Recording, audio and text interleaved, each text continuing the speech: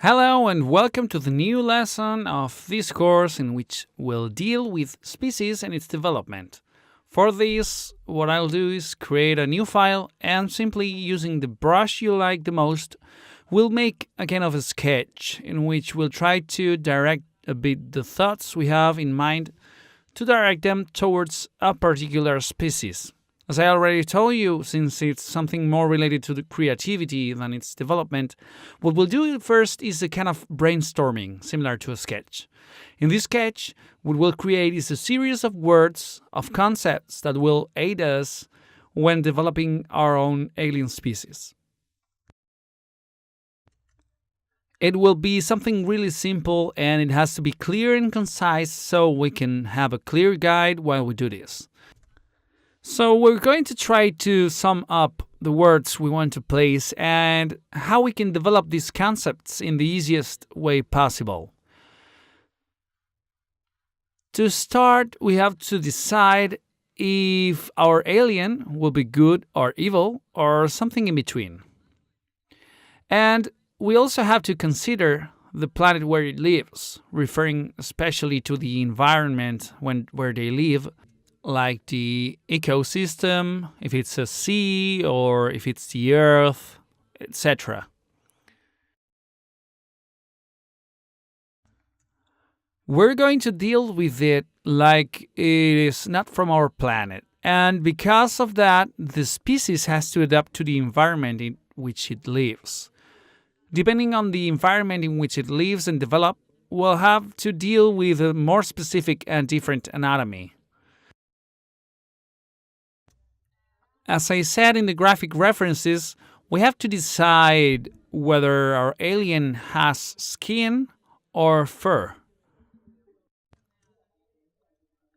Having this table clear in your minds, we'll start to develop a bit those concepts I want to highlight in the illustration we create. I'm going to hit Ctrl T, make this a bit smaller, and this way we can focus on the next part. I'm going to adjust it a bit.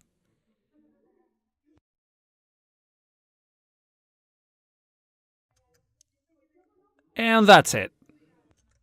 Let's get the brush again to keep writing. And well, we're going to develop this concept here. Okay.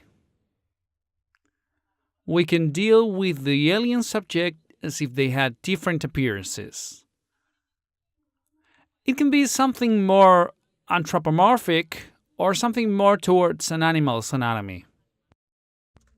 Okay, so starting from here, we're going to go on to the next item. The next item would be the planet and environment that the nature of that place has. So let's focus in the elements that these aliens could use and those which they would have to adapt to. We would have different elements like, for example, water, earth, and air, and these could be related to, for example, an alien adapted to water, could be similar to some kind of aquatic mammal, like, for example, maybe a dolphin or a whale or even a seal or something like that. We would have to have those different parts of anatomy in mind in order to adapt them to our design. In case of the air, well, the simplest example would be a bird or something like that.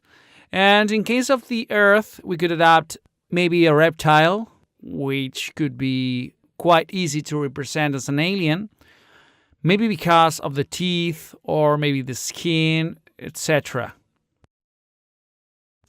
And we can also consider birds because they have a series of features that can help quite a bit when developing them.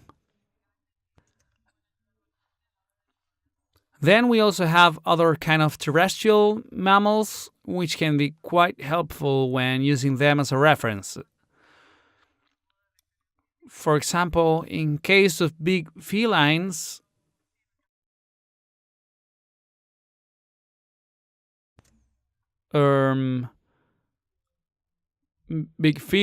big mammals, like for example an elephant, or even rely on smaller quadrupeds like, for example, a dog or a cat, something like that. take those little features that distinguish the other animal races that live with us in the planet, so it's good to have that example library.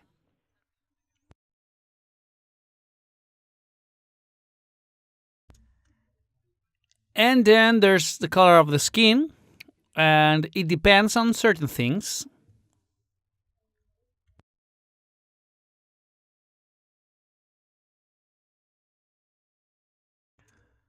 They present a set of features that can be nocturnal or diurnal. And well, let's focus it that way. For example,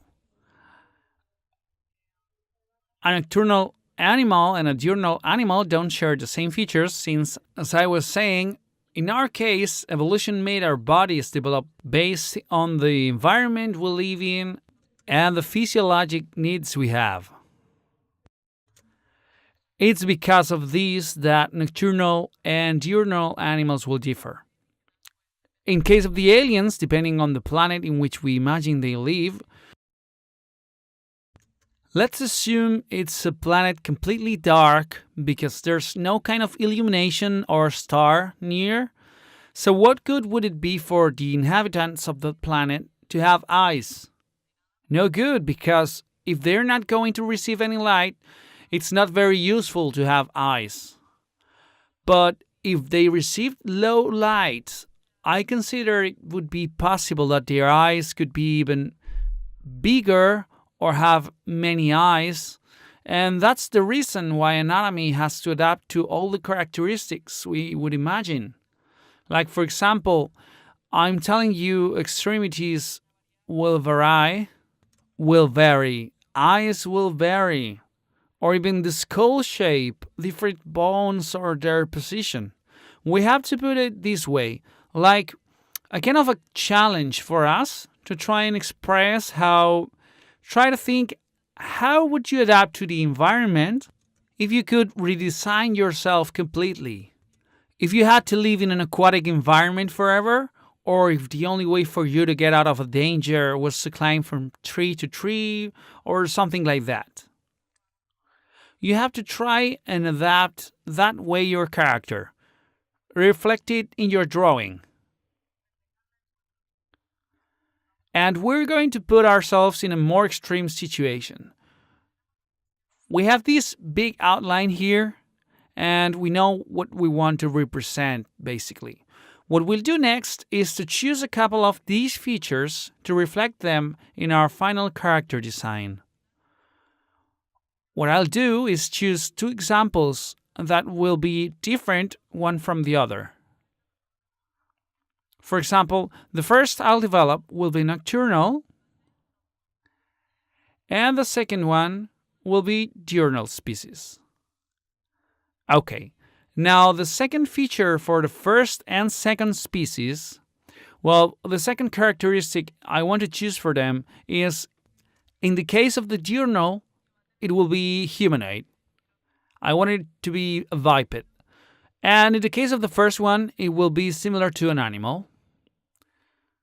It won't have those human characteristics, but that's okay. And well, the third feature would be to choose the environment element.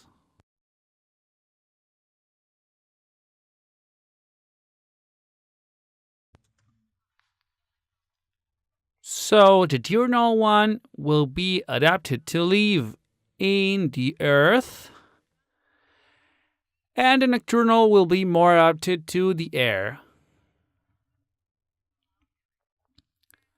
By the way, I forgot to comment something on the air because I had it on directly. But in the case of the air, we can find another species in which we didn't think before. Let me change the brush.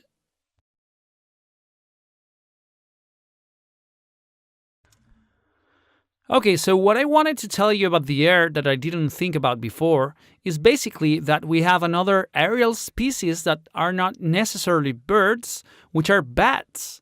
And those are cool to develop in their way because they have that feature of being flying mammals with wings, quite different from the birds. So what I'll do now is having this concept clear. I'll create a new file and we'll start with the first alien species.